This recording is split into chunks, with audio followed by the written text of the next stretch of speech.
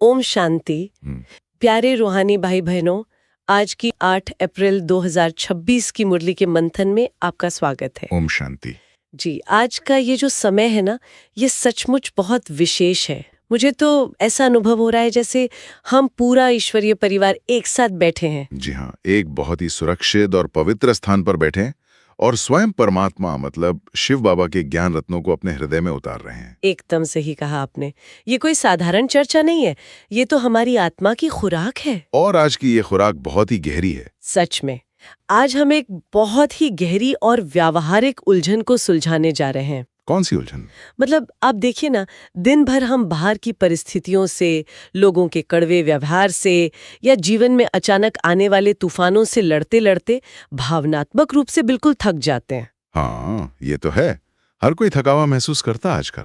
लेकिन सोचिए जरा, क्या हो अगर हमें पता चले कि जिस तूफान को हम बाहर रोकने की इतनी कोशिश कर रहे हैं, उसका दरवाजा दरअसल हमारे ही भीतर खुला हुआ है। वाह, ये तो बहुत बड़ा सवाल है ना?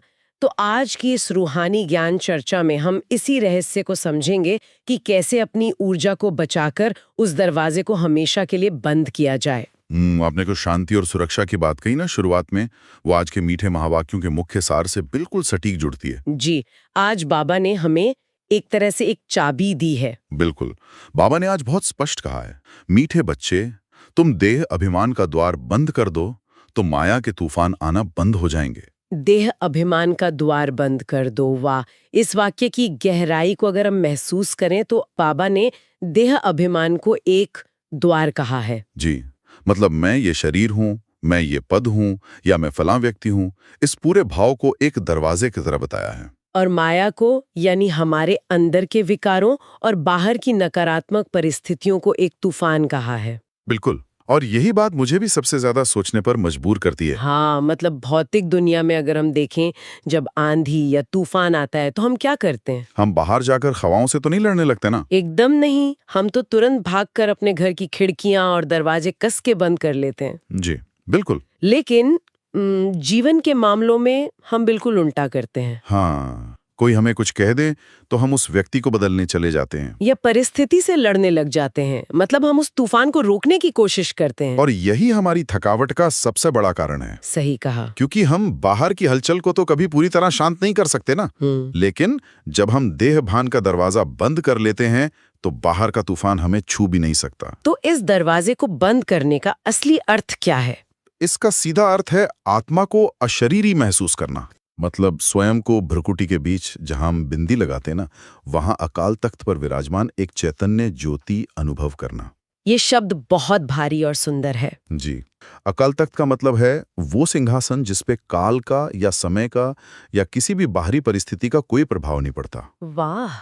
जैसे ही आत्मा इस तख्त पर बैठती है और शरीर के भान से खुद को अलग करती है, वो दरवाजा खुद ब खुद बंद हो जाता है और अंदर एक बेहद गहरी शांति छा जाती है। बिल्कुल। लेकिन अगर हम इसे एकदम व्यवहारिक धरातल पर देखें तो ये कहना बहुत आसान लगता है कि बस दरवाजा बंद कर लो।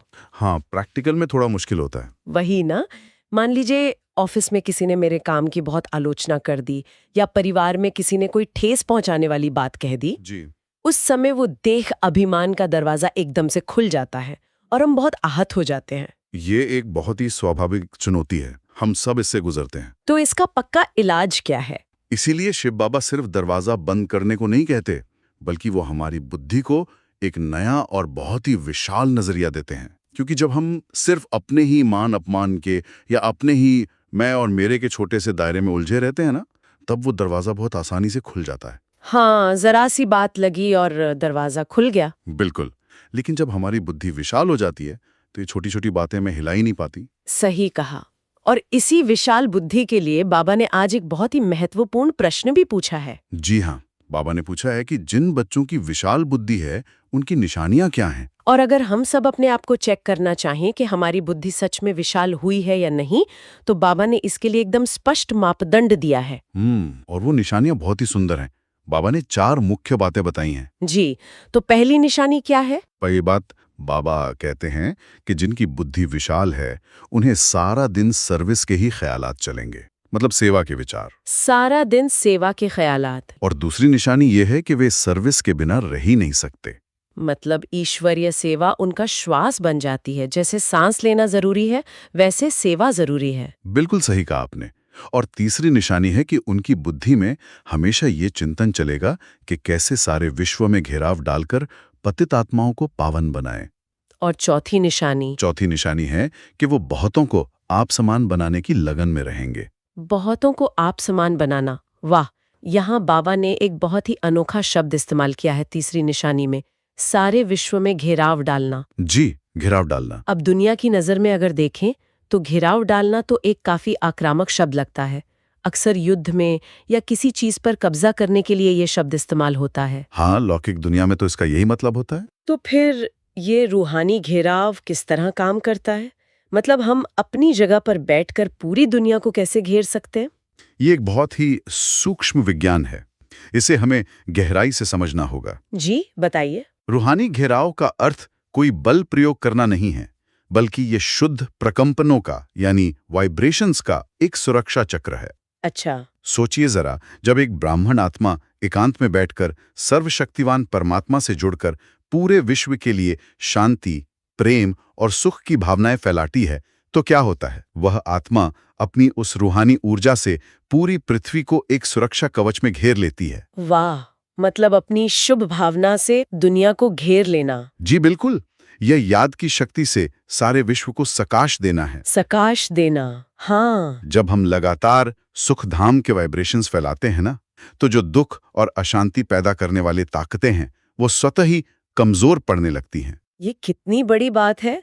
हम अक्सर सोचते हैं कि विश्व सेवा के लिए तो हमें बड़े बड़े मंचों पर जाना पड़ेगा या बहुत भाषण देने पड़ेंगे। हाँ, ऐसा ही लगता है अक्सर। लेकिन बाबा हमें बता रहे हैं कि हम अपने एक छोटे से कमरे में बैठकर भी अपनी शुभ भावनाओं से पूरी दुनिया की सेवा कर सकते हैं। एकदम सही कहा आपने।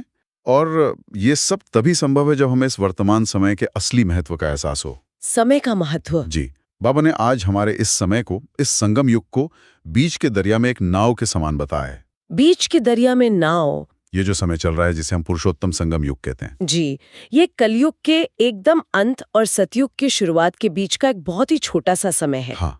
तो हम उस नाव में बैठे हैं जो कलयुग रूपी दुख के किनारे को पीछे छोड़ चुकी है। बिल्कुल छोड़ चुकी है। और अब वो नाव सतयुग रूपी सुख के नए किनारे की ओर बढ़ रही है। जी, इसीलिए शिव बाबा बार बार याद दिलाते हैं कि इस यात्रा की, इस श्रेष्ठ युग की खुमारी हमें हमेशा रहनी चाहिए।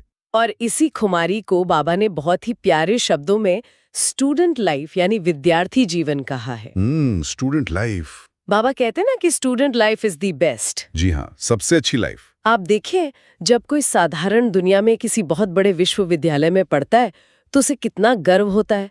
वो सबको बताता फिरता है। बिल्कुल, एक अलग ही अकड़ होती है उसमें। लेकिन यहाँ इस संगम युग में सोचिए जरा, स्वयं ज्ञान का सागर भगवान हमारा टीचर बन के हमें पढ़ा रहा है। वाह, भगवान हमारा टीचर है। इस बात की बेफिक्री और खुशी तो हमारे चेहरे से हमेशा झलकनी चाहिए ना? बिल्कुल झलकनी चाहिए। और आप देखें, ये पढ़ाई कोई साधारण विषयों की पढ़ाई तो है नहीं। जी, ये तो पूरी तरह से अलग है। ये हमारी दृष्टि को बदलने की पढ़ाई है।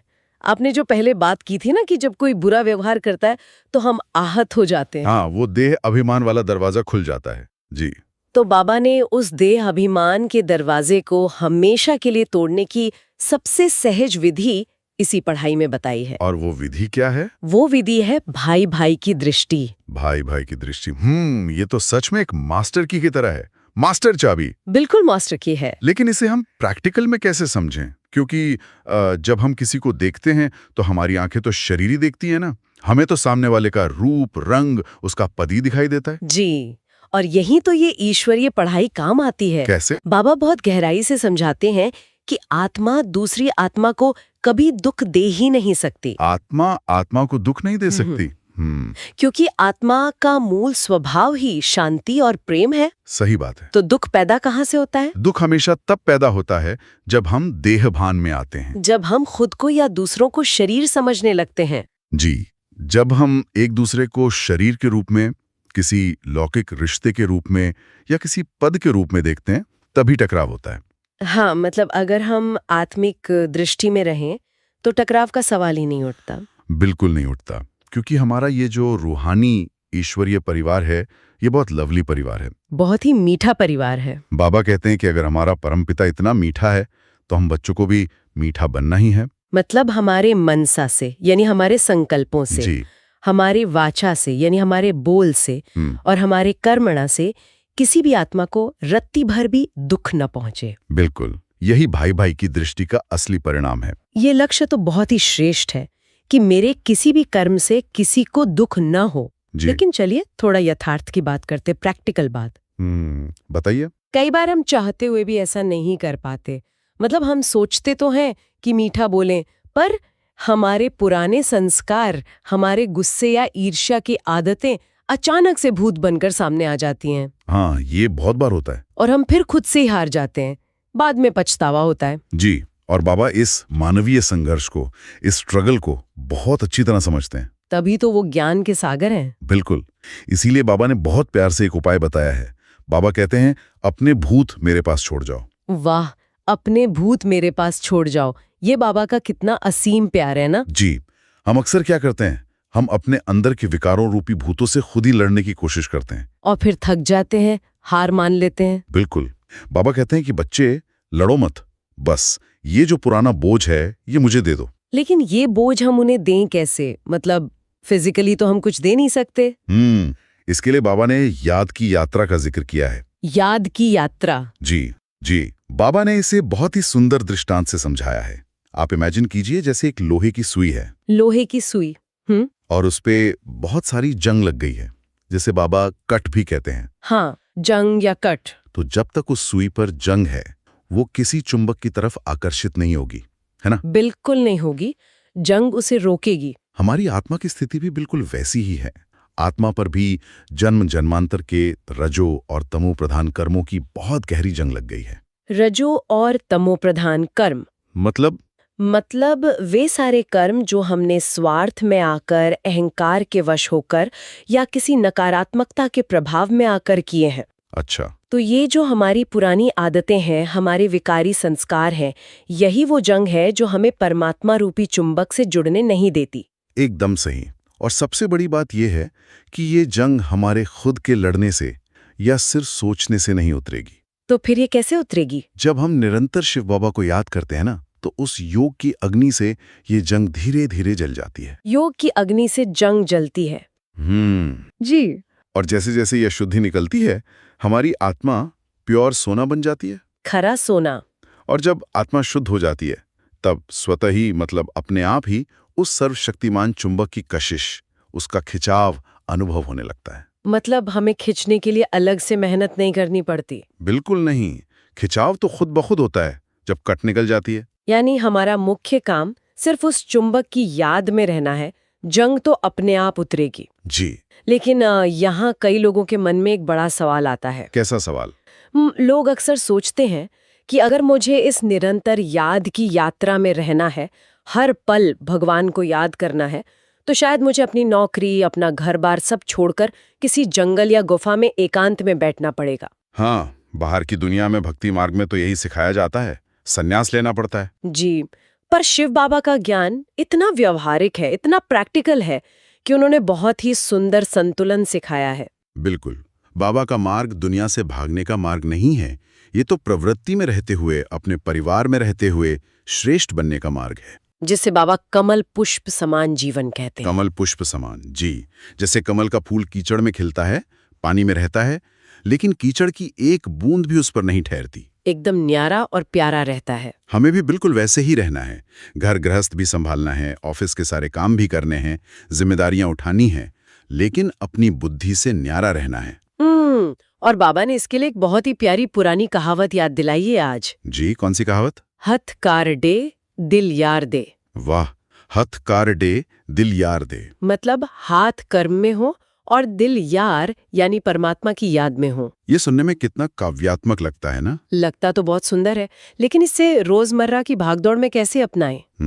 मतलब जब बॉस से कोई बहुत सख्त डेडलाइन दी हो ऑफिस में, या घर में छोटे बच्चे रो रहे हो, काम का प्रेशर हो, तब दिल को अलग रखना बहुत मुश्किल लगता है। मुश्किल लगता है, मैं मानता हूँ, लेकिन ये अभ्यास से आता है, धीरे धीरे प्रैक्टिस से। अच्छा, कैसे करें ये प्रैक्टिस? मान लीजिए आप रसोई में खाना बना रहे हैं, या चलिए आप कंप्यूटर पर कोई बहुत जरूरी रिपोर्ट टाइप कर रहे हैं। जी। अब आपके हाथ तो व्यस्त हैं, आपकी बुद्धि भी उस काम को सही तरीके से करने में लगी हुई है, लेकिन आपके बैकग्राउंड में, आपके सबकॉन्शियस यानी अवचेतन मन में एक स्मृति लगातार चल रही है। कौन सी स्मृति? ये कि मैं एक शांत स्वरूप आत्मा हूं और मेरा मीठा पिता शिव बाबा मुझे देख रहा है। मतलब वो कनेक्शन अंदर ही अंदर ऑन रहे। बिल्कुल। अब देखिए, हम आधा कल्प से उस माशूक के, उस प्रेमी परमात्मा के आशिक रहे हैं, उसे पुकारते रहे हैं मंदिर मस्जिदों में। हाँ, जन्मों जन्मों से पुकारा है। अब जब वो माशूक हमें मिल गया है, तो कर्म करते हुए भी दिल का वो बारीक तार बस उससे जुड़ा रहे। यही हथकार दिल यार दे है। ये जो भीतर का जुड़ाव है ना, मुझे लगता है यही इस राजयोग की असली सुंदरता है। एकदम सही कहा आपने। इससे काम भी बहुत उत्कृष्ट तरीके से होता है और स्थिति भी अचल रहती है। जी।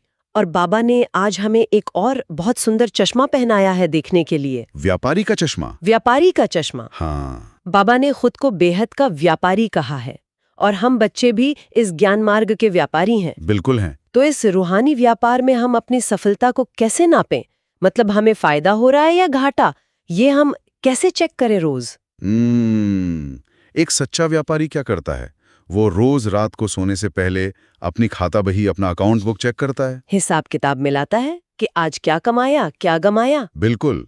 शिव बाबा समझाते हैं कि ये रूहानी मार्ग किसी ग्रुप का मार्ग नहीं है, ये इंडिविजुअल यानी व्यक्तिगत तकदीर का मार्ग है। मतलब मेरी तकदीर मुझे खुद बनानी है। जी। यहाँ कोई देधारी गुरु आपको आशीर्वाद देकर पार नहीं लगाएगा, आपको खुद अपनी चेकिंग करनी है। और चेकिंग किस बात की करनी है? यही कि क्या मैं अपना अनमोल समय व्यर्थ की बातों में तो नहीं गंवा रहा, कहीं मैं फालतू में मोबाइल स्क्रॉल करने में या दूसरों की कमियां देखने में अपना टाइम वेस्ट तो नहीं कर रहा हूँ। ये बहुत तीखी चेकिंग है बाबा की। तीखी तो है, क्योंकि अगर हम ईमानदारी से देखें तो अक्सर हमारा सबसे ज्यादा समय इन व्यर्थ संकल्पों में और पर चिंतन में ही जाता है। इसीलिए बाबा कहते हैं कि हमें खुद से ये पक्का प्रण करना है, एक दृढ़ संकल्प लेना है कि हमें ईश्वर से स्कॉलरशिप लेनी है। स्कॉलरशिप लेनी है? वाह। जो आत्माएं समय की वैल्यू को समझकर हर रोज अपनी गहराई से चेकिंग करती हैं ना, वे रात दिन अपने पुरुषार्थ में लग जाती हैं। जी। और जब हम एक कदम हिम्मत का बढ़ाते हैं तो बाप दादा की 1000 कदम की मदद हमें मिलती ही है। ये पक्का नियम है। ये स्कॉलरशिप लेने का प्रण सच में मन में एक नई ऊर्जा भर देता है। बिल्कुल भर देता है। और इसी निरंतर प्रयास को, इस अथक पुरुषार्थ को बाबा ने वानप्रस्थ अवस्था का नाम दिया है। जी, वानप्रस्थ अवस्था। बाबा ने बहुत स्पष्ट कहा है, अभी हमारे पांव नर्क की तरफ है और सिर स्वर्ग की तरफ। ये रूहानी वानप्रस्थ का जो कॉन्सेप्ट है ना, ये बहुत अद्वितीय है, बहुत अलग है। हाँ, क्योंकि दुनिया में तो वानप्रस्थ का मतलब कुछ और ही होता है। जी, दुनिया में वानप्रस्थ का मतलब होता है 60 साल की उम्र हो गई, अब घर छोड़ो और जंगलों में जाके बैठ जाओ, वान की तरफ प्रस्थान कर लो। बिल्कुल। लेकिन ईश्वरीय ज्ञान में उम्र का कोई बंधन नहीं है।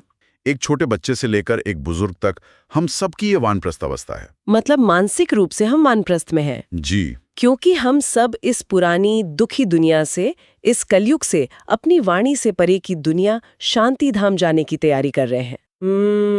और इसी अवस्था में मन को शक्तिशाली बनाए रखने के लिए बाबा ने आज एक बहुत ही सटीक और लौकिक दृष्टांत दिया है। अच्छा, कौन सा दृष्टांत? गायों का, यानी गाय का दृष्टांत। अरे हाँ, गाय का दृष्टांत। ये तो बहुत ही कमाल का उदाहरण है बाबा का। बाबा ने कहा है कि जैसे गाय सारा दिन जुगाली करती है, उगाड़ती है, वैसे ही हमें ज्ञान का मंथन करना है। जी। इस दृष्टांत का जो विज्ञान है ना, वो बहुत गहरा है। कैसे? थोड़ा समझाइए। आपने देखा होगा कि गाय जब चारा खाती है जी, तो वह एक बार में उसे जल्दी जल्दी निगल लेती है। हाँ, वो चबाती नहीं है उस वक्त, बस पेट में भर लेती है। बिल्कुल। लेकिन सिर्फ निगलने से उसे उस चारे का पोषण नहीं मिलता, वो शक्तिशाली नहीं बनती उससे। वह क्या करती है? बाद में आराम से एक जगह बैठती है, उस खाए हुए चारे को वापस अपने मुंह में लाती है जी, और उसे देर तक चबाती रहती है। इसी को चुगाली करना या उगारना कहते हैं, और इसी से उसे पूरा न्यूट्रिशन मिलता है। बिल्कुल। और अगर हम इसका सीधा अर्थ अपने रूहानी जीवन से जोड़ें, जी, जोड़कर देखिए, तो सुबह सुबह जो हम मुरली सुनते हैं, वो हमारी पहली प्रक्रिया है, जहां हमने ज्ञान रूपी भोजन को बस ग्रहण कर लिया है, सुन लिया है। एकदम सही। लेकिन अगर हम दिन भर सिर्फ अपने लौकिक कामों में व्यस्त हो गए और उस सुने हुए ज्ञान को वापस अपने मन में लाकर चबाया नहीं, उस पर गहराई से विचार नहीं किया, तो क्या होगा? तो वो ज्ञान हमारी आंतरिक शक्ति नहीं बनेगा, वो बस एक इन्फॉर्मेशन बनकर रह जाएगा। एकदम सही पकड़ा आपने। बाबा ने बहुत स्पष्ट शब्दों में कहा है कि अगर कोई ब्राह्मण आत्मा सारा दिन ज्ञान का विचार सागर मंथन नहीं कर रही है, अगर उसके मन में रूहानी रमणीयता नहीं चल रही है, तो इसका सीधा अर्थ है कि वो आत्मा अनहेल्दी है, बीमार है। अनहेल्दी?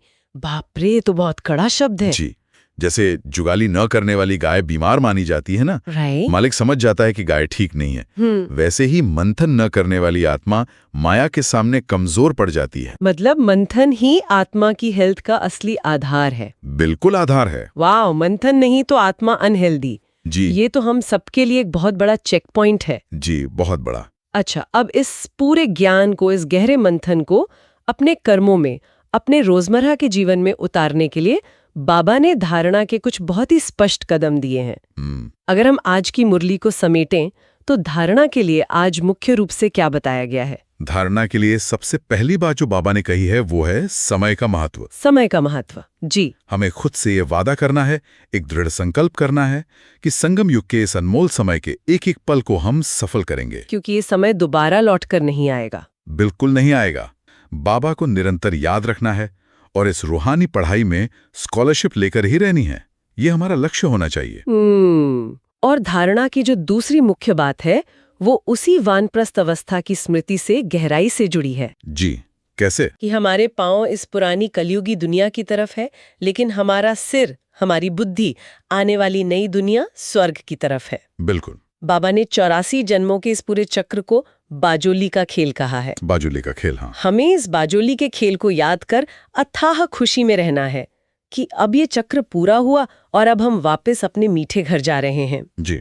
बस हर पल ये स्मृति रहे कि हम देही अभिमानी बनने की मेहनत कर रहे हैं। और हमारी इसी मेहनत को सफल बनाने के लिए, हमें हिम्मत देने के लिए बाप दादा हमें रोज एक दिव्य वरदान देते हैं। वरदान? जी। आज का वरदान सच में हमारी आंतरिक शक्ति को जगाने वाला है। तो आज बाबा ने क्या वरदान दिया है? बाबा का वरदान है अपने सर्वश्रेष्ठ पोजीशन की खुमारी द्वारा अनेक आत्माओं का कल्याण करने वाले अथॉरिटी स्वरूप भव। अथॉरिटी स्वरूप भव।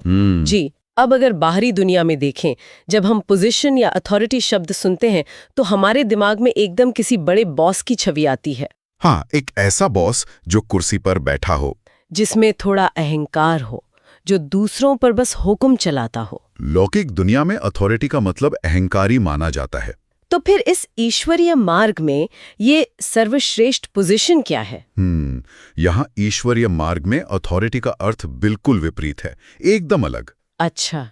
इस मार्ग में सबसे बड़ी और सर्वश्रेष्ठ पोजीशन ये स्मृति है कि मैं ऑलमाइटी अथॉरिटी का बच्चा हूँ। मैं सर्वशक्तिमान का बच्चा हूँ। जी। जब आत्मा इस रूहानी खुमारी में रहती है कि मेरा पिता स्वयं ज्ञान का सागर है, सर्वशक्तिमान है, तो ये जो आंतरिक भरपूरता है ना, यही उसकी अथॉरिटी बन जाती है। वाह, मतलब भरपूरता ही अथॉरिटी है? बिल्कुल। और इसमें रत्ती भर भी अहंकार नहीं होता। जब आत्मा इस रूहानी शक्ति में स्थित होती है तो उसे किसी भी बाहरी परिस्थिति या विकार के आगे कभी झुकना नहीं पड़ता। माया की जो अधीनता है वो स्वतः ही समाप्त हो जाती है। यानी सच्ची अथॉरिटी अहंकार नहीं बल्कि पूर्णता है। एकदम सही। जहाँ कमी होती है वहीं इंसान रोब दिखाता है, चिल्लाता है, लेकिन जो अंदर से भरपूर है वो शांत रहता है। जी। और आज का स्लोगन इसी बात की और गहराई में हमें ले जाता है। आज का स्लोगन क्या है? आज का स्लोगन है, करावनहार बाप की स्मृति से मैंपन को समाप्त करो। ये स्लोगन हमारे आज के वरदान को बहुत खूबसूरती से बैलेंस करता है। बैलेंस करता है? कैसे? देखिए, जब हम खुद को अथॉरिटी समझते हैं तो माया चुपके से पीछे के दरवाजे से आ सकती है। अच्छा। वो ये भाव ला सकती है कि मैं बहुत श्रेष्ठ सेवा कर रहा हूँ, या अरे मेरे पास तो बहुत ज्ञान है। हाँ, रूहानी अहंकार आ सकता है। बिल्कुल। बाबा कहते हैं कि जैसे ही ये मैंपन यानी आईनेस अंदर आता है, वो रूहानी शक्ति तुरंत खत्म हो जाती है। इसलिए श्रेष्ठ कर्म करते हुए भी ये पक्की स्मृति रहे कि करावनहार बाप मुझ निमित्त आत्मा से ये सब करा रहा है। मैं सिर्फ एक इंस्ट्रूमेंट हूँ। जी। ये निमित्त भाव आते ही कर्तापन का सारा बोझ खत्म हो जाता है, आप हल्के हो जाते हैं।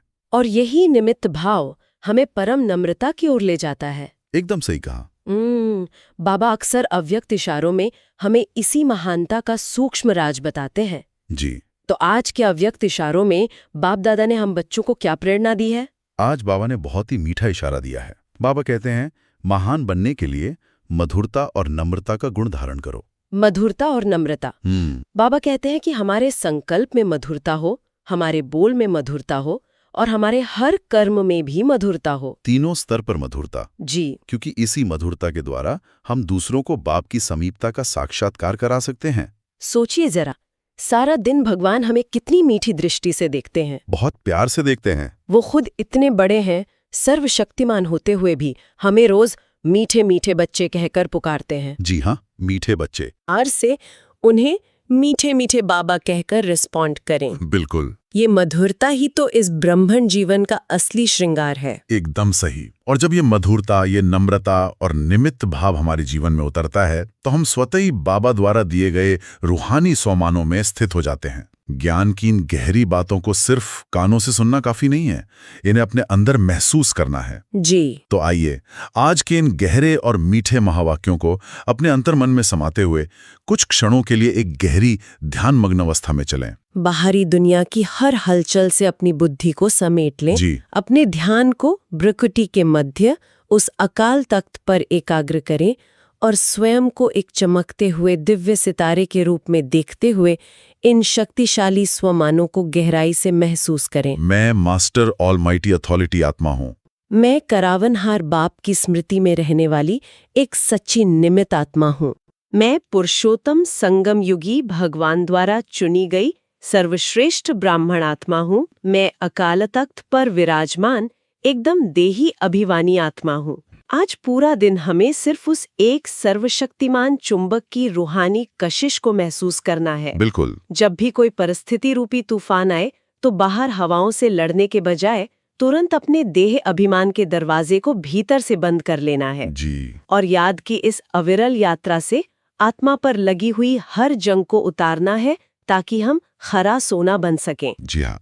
और सारा दिन ज्ञान के इन अमूल्य रत्नों की जुगाली करते हुए विचार सागर मंथन करते रहें। यही हमारी आत्मा की सच्ची खुराक है जो हमें हमेशा हेल्दी और खुशहाल रखेगी। तो अगली बार जब भी आपके जीवन में कोई तूफान टकराए तो एक पल के लिए रुककर खुद से सिर्फ एक सवाल पूछेगा। क्या सवाल? क्या मैं बाहर के हवाओं से लड़ रहा हूँ या मैंने अपने ही अहंकार का दरवाजा खुला छोड़ दिया है? बहुत सुंदर विचार है ये। अगर आज की इस रूहानी ज्ञान चर्चा से आपको कोई विशेष प्रेरणा या स्वमान का अनुभव मिला हो तो उसे अपने जीवन में गहराई से धारण करें और दूसरों को भी प्रेरित करें। जी। अपने विचार या अनुभव कमेंट में जरूर साझा करें ताकि अन्य आत्माओं को भी पुरुषार्थ की शक्ति मिले। याद रखें, हर शुभ संकल्प ही विश्व कल्याण की सबसे बड़ी सेवा है। ओम शांति।